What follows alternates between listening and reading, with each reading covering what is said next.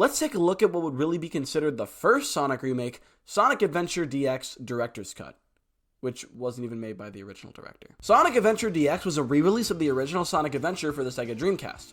After Sega left the hardware business, they re-released a bunch of their games onto, at the time, current hardware, and that included Nintendo's GameCube. This initiative started not with Mario and Sonic at the Rio 2016 Olympic Games, but rather with Sonic Adventure 2 Battle, continuing on with Sonic Mega Collection, and coming into what we're talking about right now with Sonic Adventure DX. Unlike Adventure 2 Battle or Mega Collection, DX entirely changes the visual appearance of the game and also unfortunately adds a few issues that weren't in the original version. Where the original Dreamcast version went for a stylized, realistic look, DX completely changes it to have more cartoony textures. The lighting is also completely different, and by that, I mean it's entirely removed. The original Lantern engine that powered the Dreamcast version has been completely dissolved, being replaced with something else that really doesn't look that great. It gives some things this really weird shiny look to them and gets rid of the nice effect on the buildings and water at nighttime. The characters themselves are also changed, going from a more primitive, shorter look, feeling more like the classic renditions of the characters, to a more elongated, noodle-like appearance, being more accurate to the game's art. I don't dislike how they look, but I don't like them either. The models themselves are perfectly fine, but the way they're implemented into the game is not.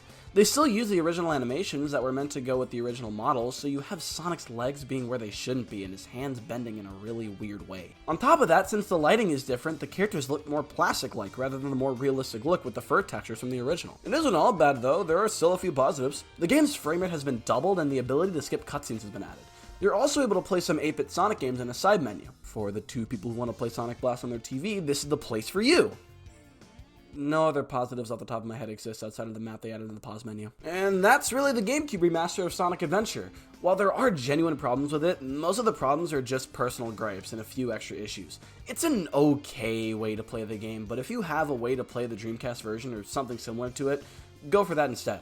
However, Adventure DX wasn't done spreading its disease, because about 8 years later, the game received a port to digital storefronts on PS3, Xbox 360, and PC, and this is an official product. How? How does something of this quality get released by a AAA corporation? The Adventure DX re-release, which I will be dubbing Sonic Adventure Digital for simplicity, is awful. There's no other way to put it. It's Sonic Adventure DX, which I was already not a fan of, now with more glitches, worse visual issues, new audio issues, and a bunch more. Like, this glitch where Sonic falls into Emerald Coast doesn't even happen in the Dreamcast version, but it happens here. It probably happens in the GameCube version too, but I wasn't that ticked off whenever I talked about it. Like, I know I've said this already, but as someone who has experienced and 100% of this game on original hardware, I don't understand how Sega thought this was a serviceable way for people to experience the game.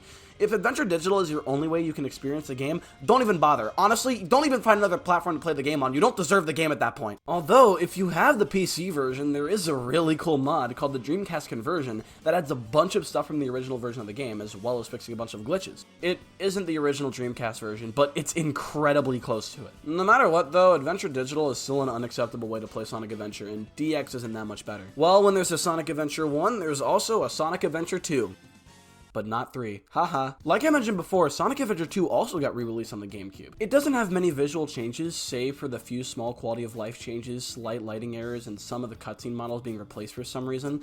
No, instead, the main selling point of this re-release was the entirely redone multiplayer mode. That being said though, this version is not the one I'm going to be talking about today. That one's perfectly fine. There are a few issues, yeah, but the GameCube version is not that bad.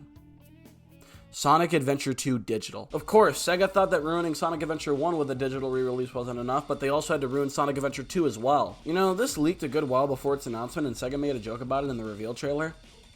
That's the only good thing to come out of this port. Sonic Adventure 2 Digital is nowhere near as bad as its older brother, but that doesn't really make it any good either. The game is in widescreen now, but the game still isn't optimized for it. For example, this cutscene where Sonic and his friends are in a cave normally looks like this, but now we can see Amy's lifeless husk. The audio is also weirdly mixed in this version. Since the Dreamcast had a little quirk that allowed for the audio to be balanced when coming out of the console, Sonic Team made all of the audio sound louder to take advantage of this and make it sound better than it would have been if it were balanced manually. However, no other console had this feature, thus the game now sounds like this. The gameplay is also different. For example, the homing attack is far less accurate than on the GameCube or Dreamcast versions. As well, the rail grinding mechanics are much more sensitive, making it to where you have to slightly tap the analog stick, otherwise if you do it too much, Sonic will lose his balance and fall off easier. But like I said, Sonic Adventure 2 Digital isn't the worst thing out there, unlike Adventure 1 Digital. If this is your only way to play Sonic Adventure 2, it's perfectly passable. The modding scene for this game has also added a bunch of improvements from the original Dreamcast version, although it isn't anywhere near as in-depth as Adventure 1's Dreamcast conversion. Well, how about we make the move from console remakes to handheld remakes? I've made a big mistake.